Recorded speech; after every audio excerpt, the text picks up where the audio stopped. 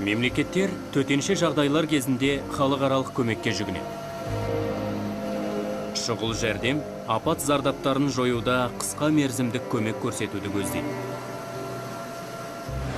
Дамытуға бағытталған көмек ауқымды, ұзақ мерзімді тұрақты қолдау ретінде көрсетіледі.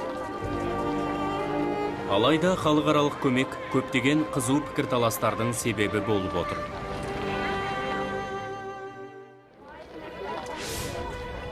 Шұғыл жәрдем апаттан кейін біршама адамның өмірін сақтай алады.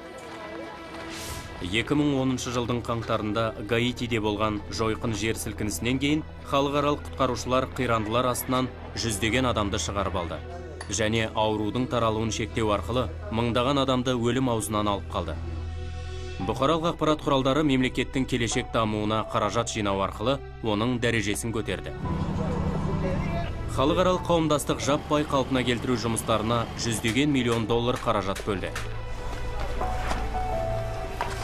Әлем бойынша тамақ пен судың жедел жеткізілуі апаттан зардап шеккендердің өмірін сақтап қалуға көмектеседі.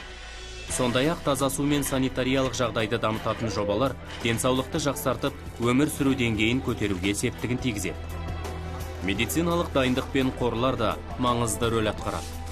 Мәселен, Африкада масаға қарсы торлардың жеткізілуі безгектің алдын алу шараларын айтарлықтай күшейтті.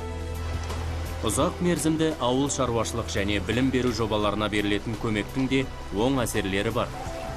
Ауғанстанда фермерлерге халықаралық есірткі саудасының негізі саналатын көкнәрді өсіруден бас тартып, азық-түлік өндірісіне көшу үшін көмек көрсетілуде. Сондай-ақ, қыздардың мектепке баруы да қолдау табуда. Өйткені білімді әйел қоғам дамуына ықпал ете алады.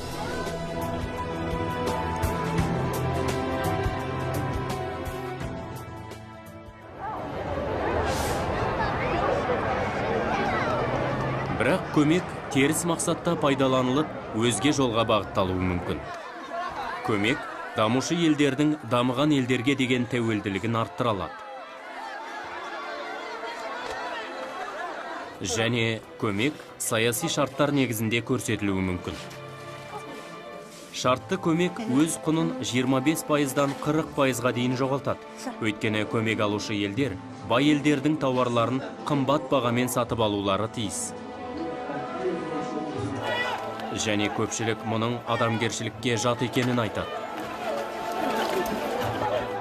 Бірақ қабылдаушы тарап та көмекті дұрыс қолданбауы мүмкін.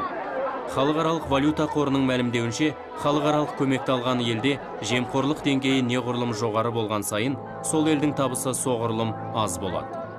Сондықтан көмек көрсету әрқашан жағымды нәтижемен аяқтала бермейді.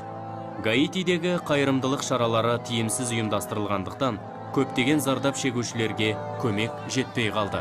Назардың толықтай осындай апаттарға бұрылуы өзге мәселелерді ұмыт қалдырып, ресурстардың басқаша қолданылуына әкеледі.